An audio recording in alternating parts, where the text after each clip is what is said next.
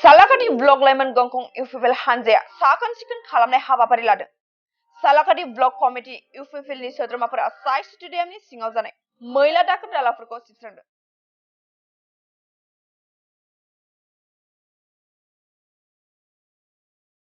थांनाय 20 November खालारखालि BTR सरकार आरो इउपिपिएल दोलोआ बिटिआर गोजोन गोरोबथा आरो बिटिआर सरकारनि आबुं 3 बोसोर जानायखौ लोब्बा लाखिनानै कक्राझार साइ स्टेडियामाव भारत सरकार आरो रायजो सरकारखौ साबायखर बावनाय हाबाफारि लादोंमोन।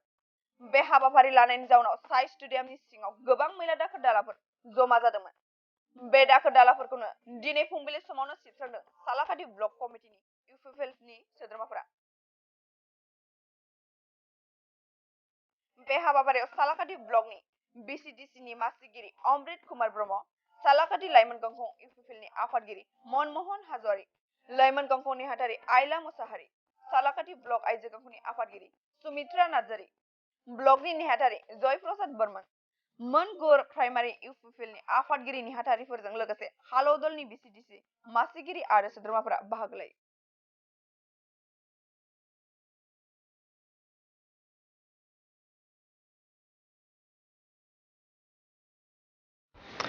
दिनै बे प्रग्रामखौ लानानै खोब गोजोननाय मोनदों। जोङो बेबायदिनो सिगांनिफ्रायनो मावबोबाय थादों।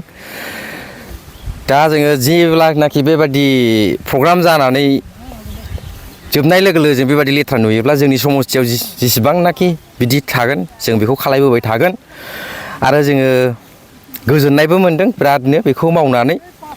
दा जों सालाकाटि इउपिपिएल हिसाबै 8था प्राइमारिनि प्रेसिडेन्ट सेक्रेटारिखौ लानानै बे हाबाफारिखौ लानाय जादों आरो दा खामानि मावनाया जोब्बायानो एसेल'सै जोबसिगोनानो दसे उनाव बेखिनियानो। फिल्डनि अनगायैबो बाहेरनिखौबो खालामदोंना? बाहेरानिखौबो खालायगोन जों एसे जा हायो नाजागोन। साइ केम्पासाव थानायखौ आरोना? साइ केम्पासाव औ। मा मैला जादोंमोन बिल' नोंथांमोना मा फोरमायगोन बे समाव? जोङो मैयानि जे प्रग्राम बिटिआर गभर्नमेन्टनि आरो इउपिपिएल नि जिहेतु मोनसे एकर्ड जानानै थांदोंमोन बिटिआर एकर्ड, पिस एकर्ड। दा बिनिनो माखासे बोसोर बारलांबाय। दा सेन्ट्रेल गभर्नमेन्ट आरो स्टेट गभर्नमेन्ट बिथांमोनखौ जिहेतु थेंक्स होनाय प्रग्राम खनसेबो जायाखैमोन। दा गिबिथारै बिटिआर गभर्नमेन्टनि बानजायनायाव जोङो माने सेन्ट्रेल गभर्नमेन्ट आरो आसाम गभर्नमेन्ट बिथांमोनखौ बिटिआर एग्रिमेन्ट खालायनायनि थाखाय थेंक्स गिभिं मोनसे प्रग्राम मैया जानानै थांदों।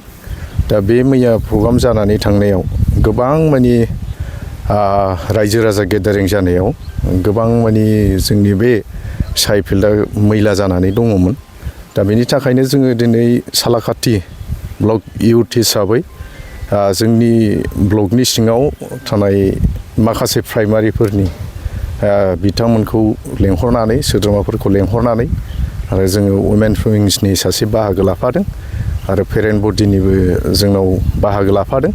दा बिथांमोनखौ जोङो गासैखौबो हांख्रायनानै लाबोनानै जयेन्टलि जोङो दिनै बे माने साइ फोथारखौ मैला जानायखौ जोङो साफा खालामदों आरो खोब जोङो दिनै साफा खालामनानै गोजोननायबो मोनदों।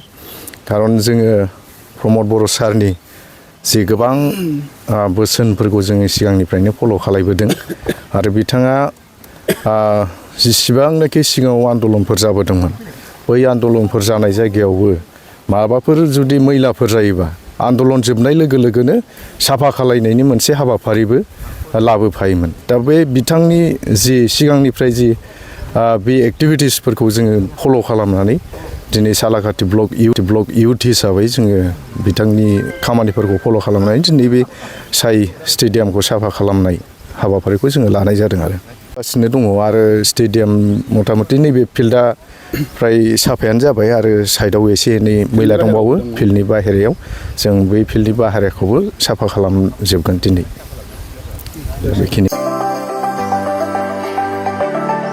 बङाइगाव सापागुरि र'डआव थानाय मेगना हुन्डाइ श'रुमा लानानै फैदों नोंथांमोननि सेराव फुजानि स्पेशेल अफार।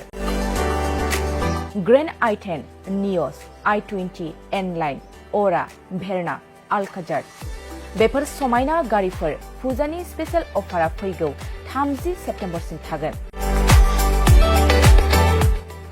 50,000सिम गारि लानानै गारि अफार नोंथाङा मोनफुंनो हागोन। अब्ला मानोथो गोबाव खालामनो थाबैनो नोंथाङा बङाइगाव साफागुरि रड एबा लामा सेराव थानाय मेगना हुन्डाइ श'रुमाव नोंथांनि फसायनाय गारिखौ लाहैदो।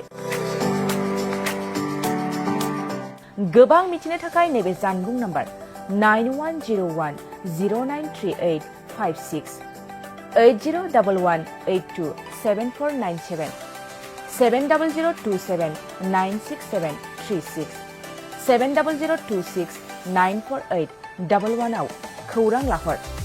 मेगना हुन्डाइ श'रुम बङाइगाव साफागुरि रड।